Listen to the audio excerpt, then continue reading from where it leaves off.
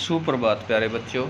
कक्षा 9th का हमारा एक एसएसटी का इतिहास पोर्शन का लेसन चला हुआ है, जिसका शीर्षक है यूरोप में समाजवाद एवं रूसी क्रांति।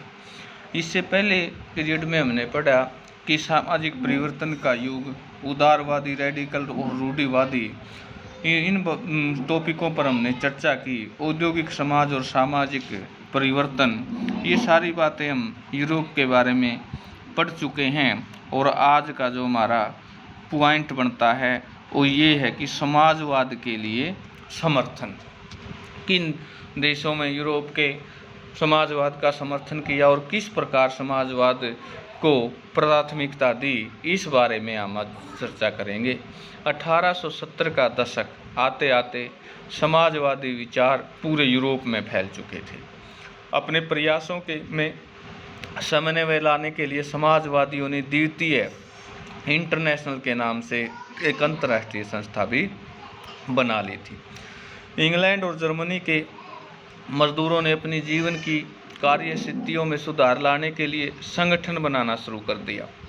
संकट काल के समय अपने सदस्यों को मदद पहुंचाने के लिए इन संगठनों ने कोष स्थापित किए और काम के घंटों में कमी तथा मताधिकार के लिए आवाज़ उठाना शुरू कर दिया। जर्मनी में सोशल डेमोक्रेटिक पार्टी SPD के साथ इन संगठनों में काफ़ी गहरे रिश्ते थे और संसदीय चुनाव में से पार्टी की मदद करने से 1950 तक ब्रिटेन के समाजवादियों और ट्रेड यूनियन आंदोलनकारियों ने लेबर पार्टी के नाम से एक अलग पार्टी बना ली। फ्रांस में सोशलिस्ट पार्टी के नाम से ऐसी ही एक पार्टी का गठन किया गया, लेकिन 1914 में यूरोप में समाजवादी कहीं और सरकार बनाने में कामयाब नहीं हो पाई। संसदीय राजनीति के प्रतिनिधि बड़ी संख्या में जीतते रहे। उन्होंने कानून बनवाने के लिए अहम भूमिका निभाई, मगर सरकारों में रूढ़िवादी, उदारवादी और रेडिकलों का दबाव बना रहा। तो प्यारे बच्चों, जो ये चीज़ें हम पढ़ रहे हैं, इनसे क्या हमें प्राप्त होता है कि किस प्रकार से लोगों की विचारधारा चेंज हो रही थी और जो लंबी परंपराएं चलती आ रही थी उनसे किस प्रकार से लोग अलग विचारधारा से प्रेरित होकर इन चीज़ों का समर्थन कर रहे थे। ये चीज़ें हम यहाँ पर पढ़ रहे हैं। नेक्स्ट जो हमारा पॉइंट बनता है वह रूसी क्रांति, यानी रूस में क्रांति का उदय कब हुआ। क्रांति का मीन कई बार हम समझा चुके हैं कि परिवर्तन, विचारधारा में परिवर्तन। यूरोप में सबसे पिछड़े औद्योगिक देशों में एक रूस में यह समीकरण उल्ट गया। 1917 की अक्टूबर क्रांति में के जरिए रूस की सत्ता पर समाजवादियों ने कब्जा कर लिया। फरवरी 1917 में राजशाही के पतन और अक्टूबर की घटनाओं को अक्टूबर क्रांति भी कहा जाता है। ऐसा कैसे हुआ? क्रांति के समय रूस में के सामाजिक और राजनीतिक हालत कैसे हुए, इन सवालों का जवाब ढूंढने के लिए आइए क्रांति के कुछ साल पहले की स्थितियों पर नज़र डालें। यानी किस प्रकार विचारधारा को यहाँ तक आने में समय लगा। 1914 में रूस और उसके पूरे साम्राज्य पर जार निकोलस द्वितीय का शासन था। प्रश्न बनता है कि 1914 में किसका शासन था जब क्रांति रूसी साम्राज्य में? जार निकोलस द्वितीय का। मॉस्को के आसपास रूस की कैपिटल पड़ने वाले भू क्षेत्र के अलावा आज का फिनलैंड, लातविया, लिथुआनिया, एस्तोनिया और पोलैंड, यूक्रेन और बेलारूस के कुछ हिस्से रूसी साम्राज्य के अंग थे।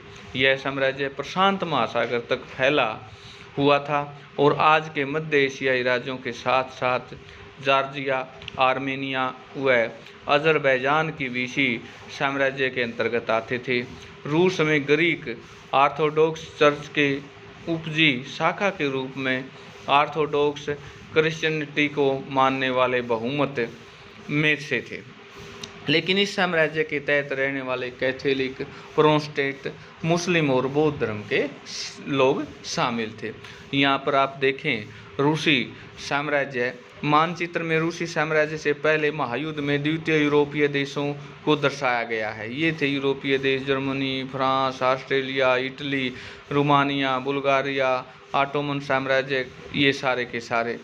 अर्थव्यवस्था और समाज, उस दौरान वहाँ की अर्थव्यवस्था किस प्रकार की थी, इस बारे में भी हम चर्चा करेंगे। 20वीं सदी की शुरुआत में रूस की आबादी का एक बहुत बड़ा हिस्सा खेतीबाड़ी से जुड़ा हुआ था। हम पढ़ते हैं कि आज भारत कृषि प्रधान देशों की अग्रणीय श्रेणी में है, लेकिन भारत के साथ साथ अन्य देशों में भी कृषि की प्रधानता थी।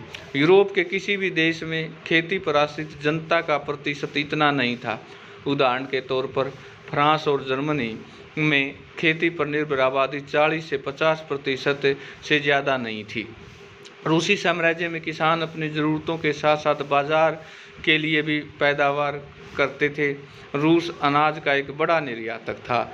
उद्योग बहुत कम थे। सेंट पीटर्सबर्ग, मॉस्को प्रमुख औद्योगिक इलाके में हालांकि ज़्यादातर उत्पादन कारीगर ही करते थे, लेकिन कारीगरों की वर्कशॉपों के साथ साथ बड़े कल कारखाने भी मौजूद थे।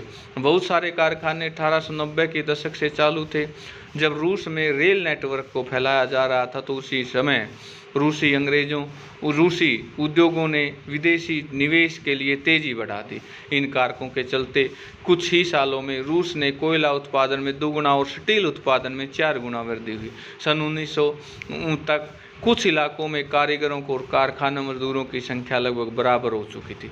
ज़्यादातर कारखाने उद्योगपतियों के निजी संपत्ति थे। मजदूरों का न्यूनतम वेतन मिलता था, काम के घंटे निश्चित हों। इस बात पर ध्यान रखने के लिए सरकारी विभाग बड़ी फैक्ट्रियों पर नज़र रखते थे, लेकिन फैक्ट्री इंस्पेक्टर भी नियमों के उल्लंघन को रोक पाने में नाकामयाब थे। कारीगरों की इकाइयों में वर्कशॉपों में काम के लिए पाली प्राय 15 घंटे तक खींच जाती, जिसे पाली का मतलब है शिफ्ट पीरियड, यानी 15-15 घंटों के मजदूर आमतौर पर 10-12 घंटे पालियों में काम करते थे। मजदूरों के रहने के लिए कमरों से लेकर डॉर्मेट्री की तरह तरह की व्यवस्थाएं मौजूद थी।